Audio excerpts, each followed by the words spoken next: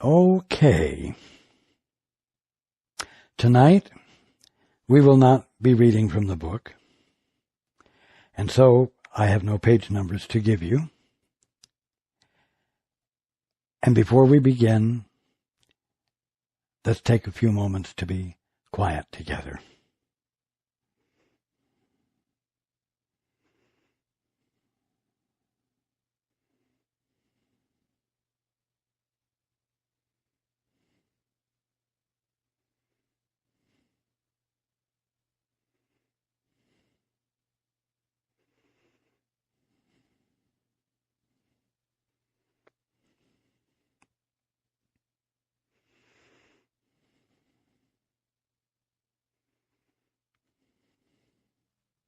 Good evening, and welcome to everyone who's joining us on the internet.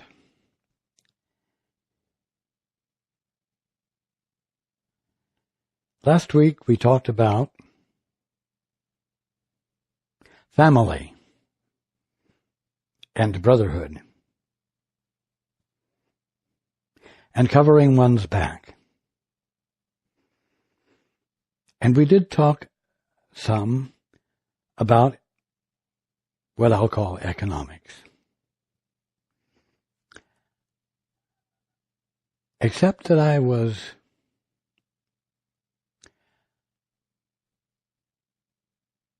not talking about the economy of the world. It was more of divine economics, and not everyone gleaned from what I said the fullness of what I meant. Someone during the week expressed the thought that, well, here Paul is talking with Jesus, and he has to beg for money every month.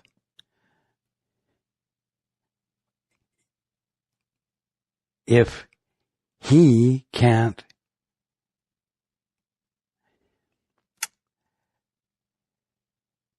demonstrate fulfillment of finances, and he is talking with Jesus, what chance do I have?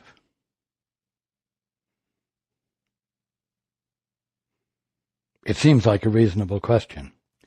However, I need everyone to understand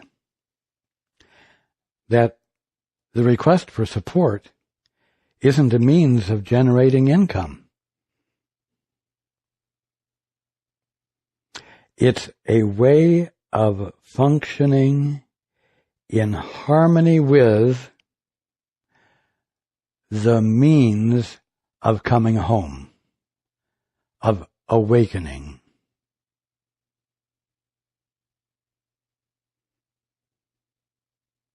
Now, here I am. Here I have been.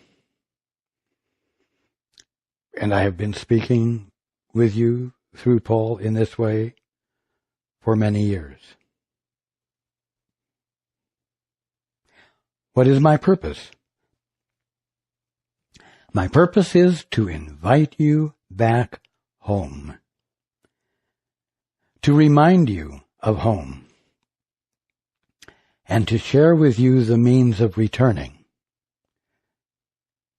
And in all respects, in order to return home, there are some basic changes that need to occur, and all of those changes are mental. All of those changes involve the abandoning of false concepts, of beliefs that are false, and replacing them with perceptions that are true. Now, the nature of home, the nature of the kingdom of heaven, is love and peace and life and truth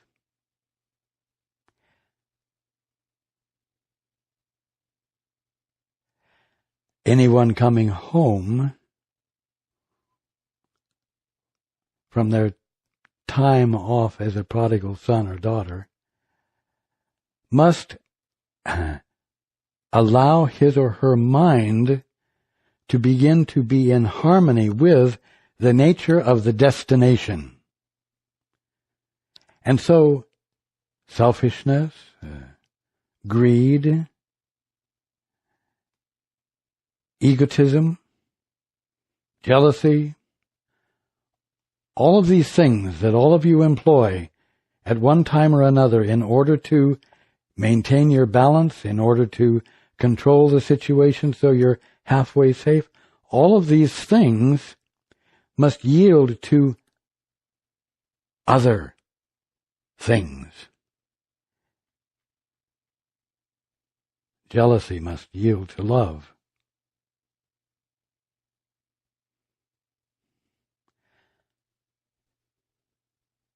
A limitation must yield to the embrace and acceptance of abundance. Not because it's deserved or earned, but because it's the Father's good pleasure to give you the kingdom. Not just everything you might need, but all that is. Now, if I were to relate to you and share what I'm sharing with you, and if the sharing were charged for, if there were a price put on it, and you could not have it if you could not pay the price, then I would not be teaching you how to have a new mindset that would put you in harmony with the destination you're headed for.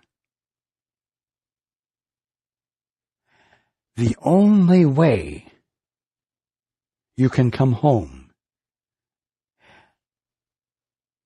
is if you understand the meaning of gift. Because until you understand the meaning of gift, you will cling to getting. You will cling to getting this for that, an exchange, instead of a wholeness shared. And until this growing up, I'm going to call it, occurs, until this level of maturity kicks in, you will not be able to come home. You will still be operating as an independent agent among other independent agents. And you will all barter with each other and fight with each other over how to have the most that you think you need to have in order to get to the place that's important. I cannot teach you how to come home without teaching you how to grow up, how to shift into the attitude of giving.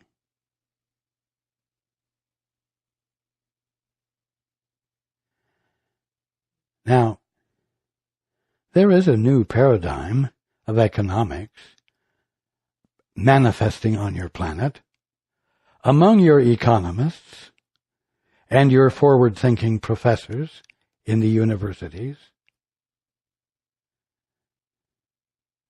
It is showing up in the way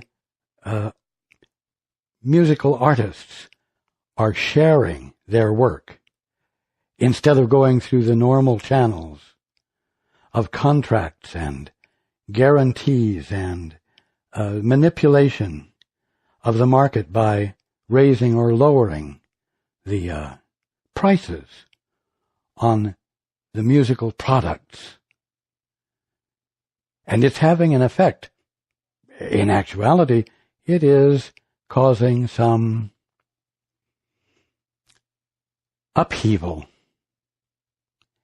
Because those who are caught up in the old paradigm, who are still committed to it, cannot see how there could be equity when control isn't being exercised.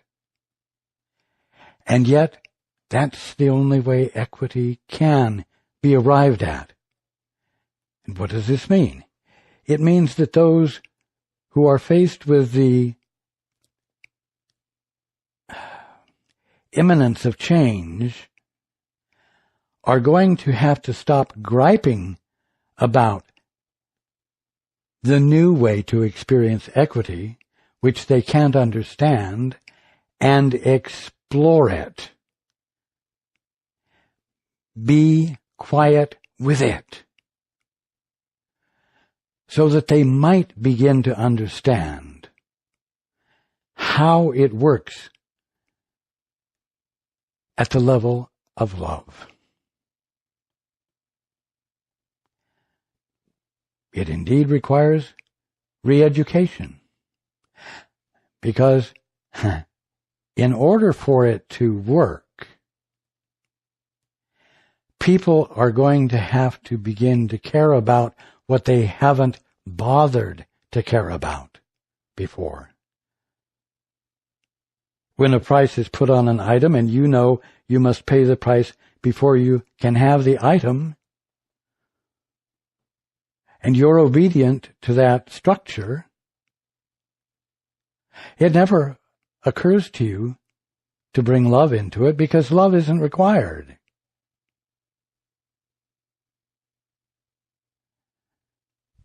But in order for everyone to come back home,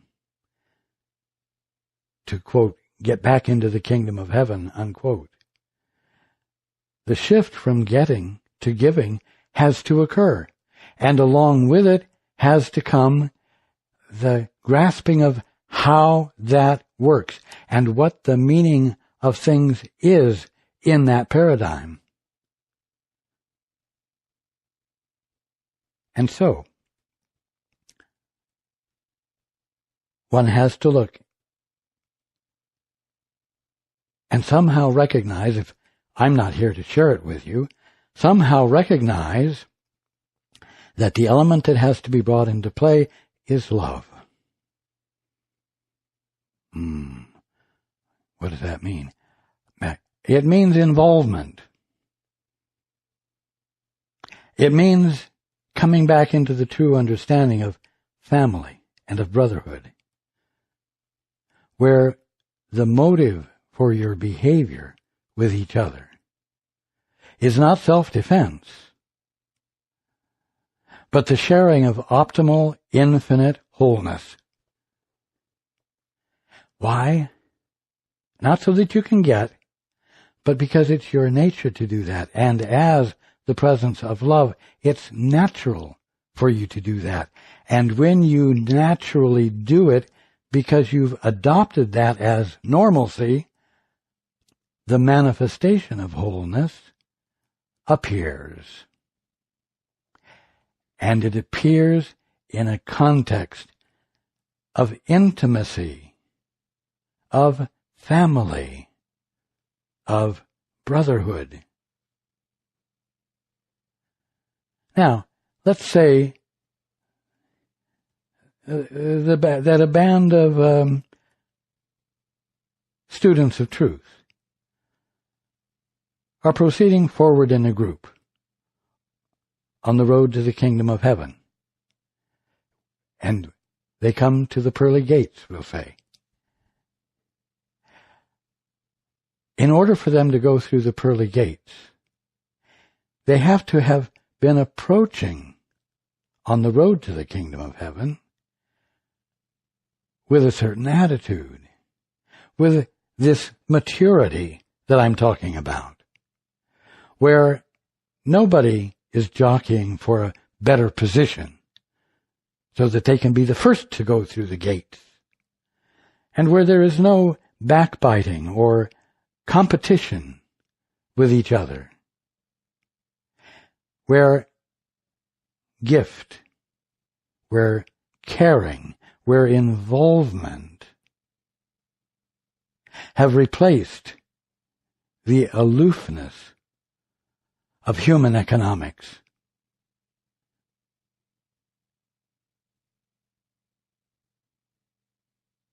And the unlovely characteristics of the nuclear family that have developed as the thought of independence has taken hold and become all important. This group must have abandoned independence. In abandoning it, what do they find has happened? Well, they find that it's a lot easier to have fun. It's a lot easier to be happy. It's a lot easier for the creativity of the infinite mind of God that is their mind to express itself, because they're not having to protect the incredible ideas that are coming to them. And where everyone is able to stand in full appreciation of the incredibly creative ideas that are shared. You see? I am teaching how to be in a new way. For what purpose? For the purpose of your coming home. For the purpose of your coming into alignment with the divine way things work. Now, if I am the Christ, and I am present in the world in this fashion, then what I am teaching must be consistent with what will actually allow you to come all the way home. And so, Paul and Susan and Chris and Judy join with me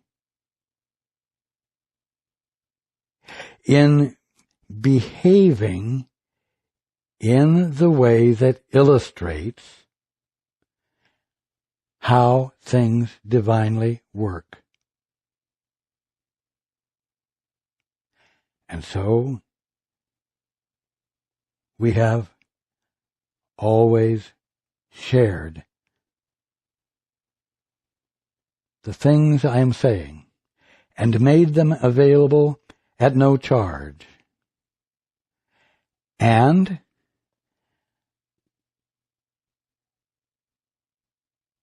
loving responses of appreciation in the form of money have found their way through the mail into Paul's hands so that they might be put to use to continue to make these things available freely. There is a teaching in this. There is something to be learned from this. It's on purpose, and it's not just some novel way to create income for Paul, who is doing some kind of work just like everyone else is doing some kind of a work and ends up being paid for it. You see? This isn't about generating income. This is about behaving in a way that teaches how to come home and teaches what is of value in terms of coming home through new behavior which Paul, Susan, and Chris and Judy are exhibiting, embodying, practicing. You see? Now,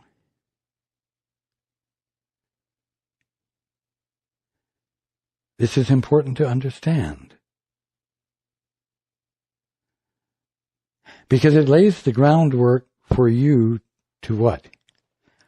Have a new way of generating income like Paul does? No. It puts you in a position of caring to cover your brother's back. Of caring to do it because you care about your brother. You see, when you're in business, you don't have to care about your brother when it comes to the transaction of it.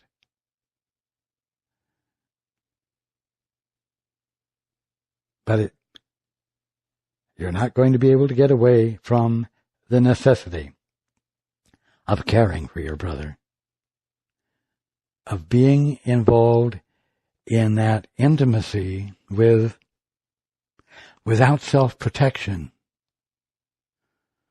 Because you see, self-protection puts a shield up between you and your brother that causes you not to be able to be aware of your brother's need, or of what would truly answer his need, so that you could respond with that does answer it. You must be defenseless with your brother in order to be able to let his need register with you, so that you might respond with what answers his need rather than responding with whatever truth you think everyone ought to hear, which doesn't involve communication or intimacy at all. You see? So,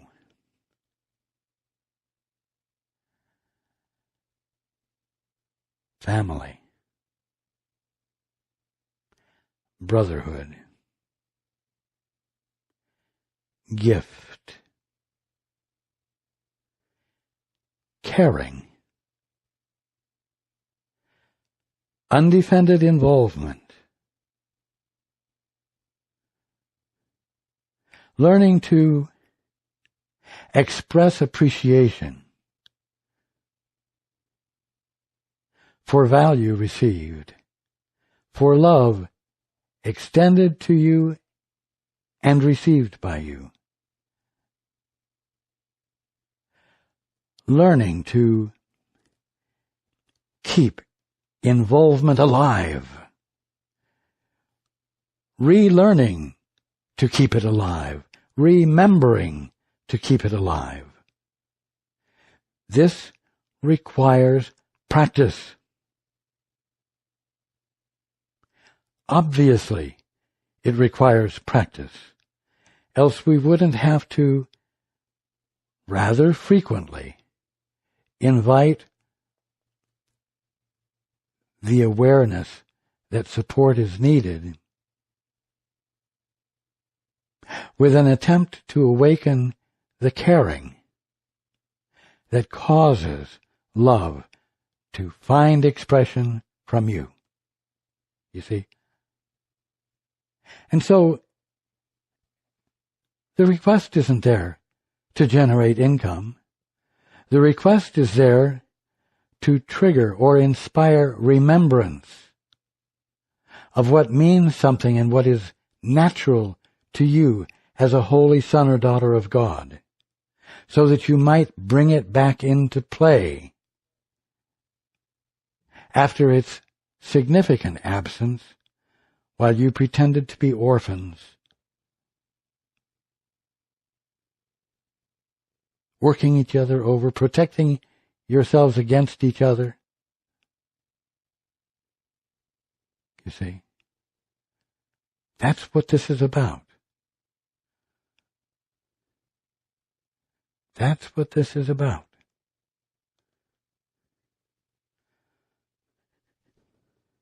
You see?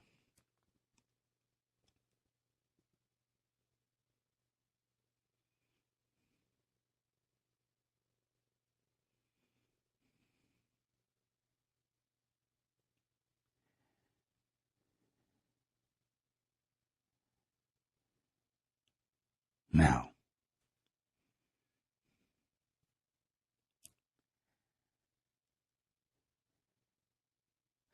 I'm going to leave it at that tonight, because it brings into crystal clarity and simple focus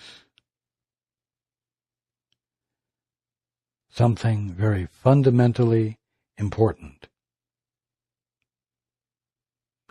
And it is fundamentally important because when it is embraced and learned, and your behavior and your attitudes are changed,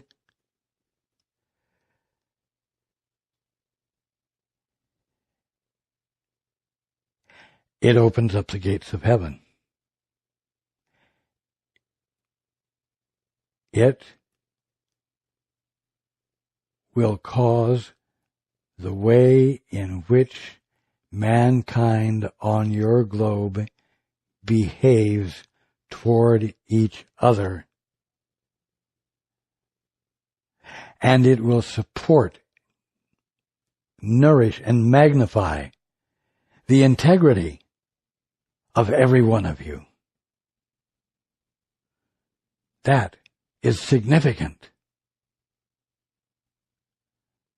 And even if you didn't think that that would pave the way for you to regain entrance into the kingdom of heaven, it's something worthy of, for lack of better words, achieving, going for. Because everyone deserves to be feeling the integrity of their being, which is being illuminated and supported by all of their brothers and sisters. You see? You see the harmony and the excellence of the brotherhood of man when you look at it this way. It's worth looking at with new eyes, even when you can't grasp what it will mean or how it will work. In fact, everything in you says it can't work. Everything in you says that chaos will be the result. But it will not be.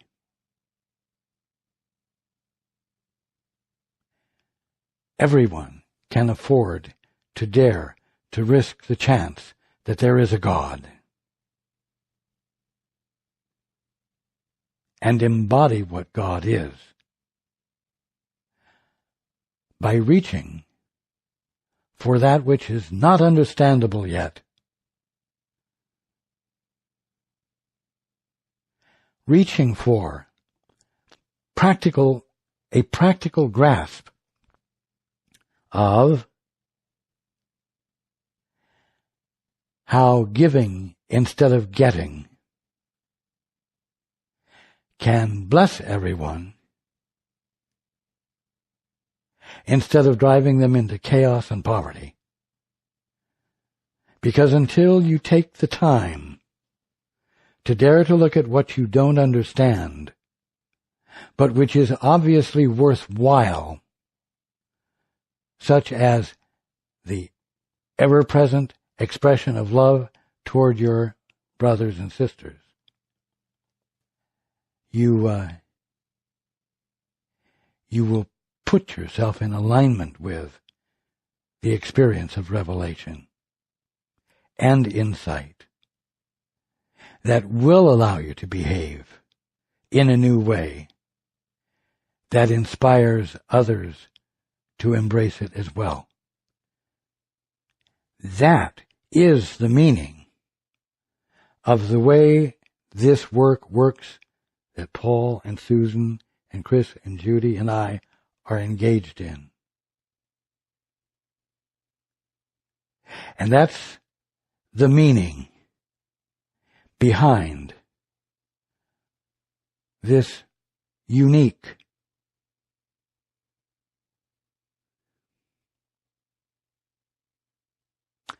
function of gifting instead of the typical one of engaging in commerce. Be willing to be with this within yourselves, because it's inseparable from waking up. It's inseparable from the illumination of your salvation.